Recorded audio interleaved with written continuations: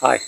I want to keep this video log as short as possible, mainly because the river's the same as it was last week. Not much more to say. Some of the old guys around here are saying the river's going to rise middle of October, and if that's the case, that's another 2 weeks we've got to wait. But some guys are saying November. There's even one guy was talking to me in the market last week, and he said it would be December. So yeah, let's hope he's wrong. But I have to say, if the BBC Met Office can't get tomorrow's weather correct, then I can't help but thinking that these guys are just making noise for the sake of it. And believe me, Peruvians can do that.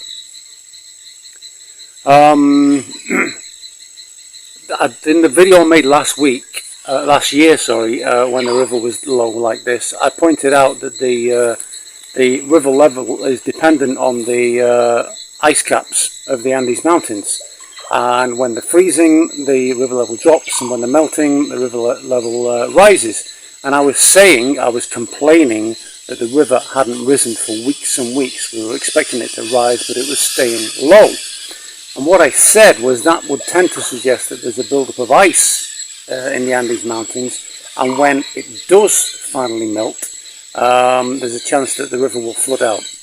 Ironically, when the river maxed out last year, a few months, sort of 4 to 5 months later, it fell short by about 10 feet, or 3 meters. That was lower than I would have expected it to reach, so it didn't flood out. But this year it may well be different, and the guys here are talking like that. They're saying you can expect a flood this year. There was a flood in 2012 where basically everyone had to leave the island. The whole island was flooded. Everyone had to go to the town. With regards to rain, we've had 3 heavy downpours this week, which is good.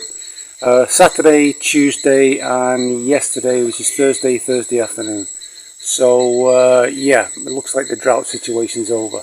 And now, on with the tour of the chakra.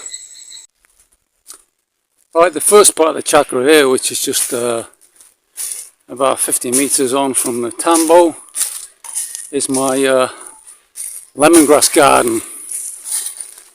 Now, I've shown you my lemongrass in a video last year, I guess it must have been now. But I've planted a whole load more now because it sells. You know, take this to the market. It doesn't sell for a lot of money. Not going to make a million out of it, but yeah, this is lemongrass. You can see how big these bushes are getting. I will be taking these to market. I mean, this one, for example, is enormous. I'll be taking it to market, but I can't really. It's not really convenient with the river being the way it is. But it'll stay there. It's not going to die. Also, we've got over there, we've got my pineapple. If you remember the pineapple, I was told that it will produce in 1 year, but it's actually taken 2 years to produce. But now it's got its beautiful little flower. It's come out there. Now it got blown over in the wind. I've had to prop this up. But where are we now? We're just into October, and it'll be the end of November before I can harvest that particular pineapple. But it's creating lots of those little. Sorry, bloody noise is that? Oi! I'm making a video here. Yeah, so but it is making lots of little what I call magickies. They call them seeds around the base of the plant, and around the base of the actual pineapple, and you can plant those to grow more pineapples. That's what I'm planning on doing. And what we've got over here is my Blair Witch project. Look at this over here.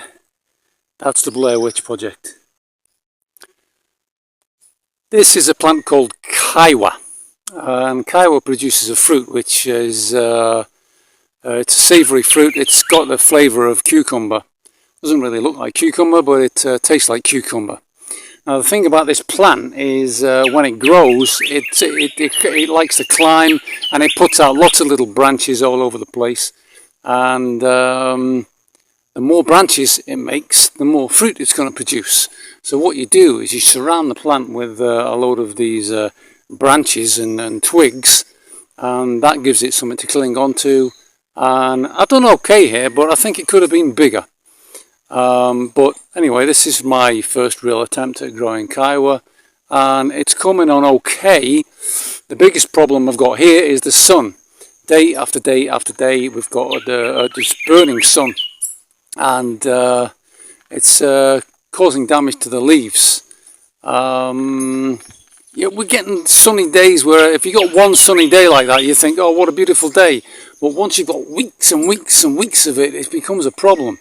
The water's not a problem. The lack of rain isn't a problem, because in the morning the humidity in the air, it all condenses on the plant. So yeah, it's getting enough water. And down in its base there is a peanut plant. Now, I've planted peanuts here before and forgot about them. I harvested the peanuts, but there's always some left in the ground, and what happens is they grow again. So over here we've got another peanut. Now these peanuts there's a little flower here. We can see this little orange flower. That little orange flower there. That's a peanut flower. Now, strangely, this plant, it creates its flower above ground, whereas the actual peanuts grow on the root below the ground. So it's a peculiar trait of the peanut plant.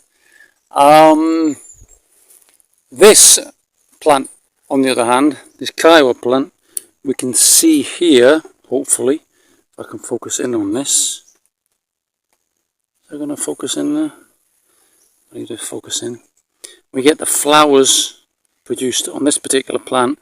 The flowers get pollinated, the petals fall off, and the fruit grows where the flower is. It grows from inside the flower, from the stamen within inside the flower. So yeah, this plant's flowering. It's hopefully going to produce if the sun can give it a bit of a break. Ironically, today we've got some good cloud cover, so the sun ain't so bad. Over here is my second kiowa plant, which is probably about a month younger than the first one, so a little bit behind, but that's good. So that means I can harvest a month later after harvesting the first one. And we've got another little peanut plant there. The only other plant I've got in this particular area is potato. That's a potato plant.